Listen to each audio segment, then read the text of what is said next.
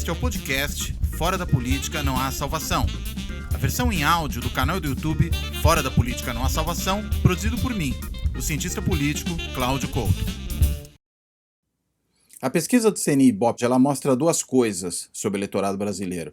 A primeira é o efeito do auxílio emergencial sobre os mais pobres, que é o que explica o crescimento do Bolsonaro naqueles estratos de renda mais baixa, naquelas regiões mais pobres do país também, como o Norte, o Nordeste, nas periferias, nos municípios menores.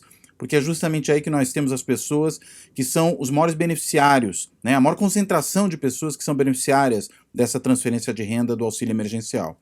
Acho que é por isso que o Bolsonaro ele deve realmente crescer num segmento que foi historicamente ocupado pela esquerda e nos últimos anos por Lula, por Dilma, pelos governos petistas.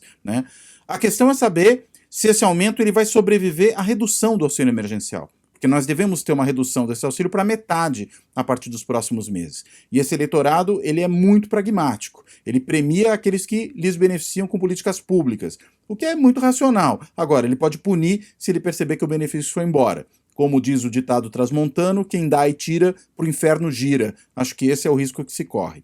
E tem uma outra coisa, As raízes do bolsonarismo, elas vão além disso. Elas passam também por questões de imaginário, de valores, da resiliência do Bolsonaro ao longo de todos esses meses, sempre mantendo ali cerca de 1/3 do eleitorado, 1/4 no mínimo, que o apoiava. E agora ele se recupera, a resiliência virou recuperação. E isso, apesar de todas as confusões desse governo, uma série de frentes, em particular nas políticas públicas. Como é que, com essa condução da pandemia, a gente tem hoje, nessa pesquisa, a saúde como a segunda área mais bem avaliada do governo? Ela só pede para a segurança pública, em que ele não necessariamente fez alguma coisa, mas que ele tem um discurso muito forte. Agora, na pandemia a gente vê que a condição do Bolsonaro é terrível. E ainda assim, é a segunda área mais bem avaliada do governo. Também o apoio entre os mais velhos, entre os homens, isso é comum no bolsonarismo. Isso vem desde a época da eleição. Ele sempre teve mais apoio entre os homens e entre as pessoas mais velhas. A novidade está, na realidade, no aumento do apoio entre os mais pobres. Aí sim a gente tem um fator novo, porque foi justamente aquele setor onde ele teve menos aprovação. E ele cresce muito no Nordeste. Ainda é a região que o apoia menos, que o aprova menos, mas é onde ele mais cresceu, justamente nesse período. E claro que isso pode ter um efeito importante nas eleições desse ano para os candidatos que, porventura, se identificarem com o bolsonarismo. Isso principalmente nas cidades menores.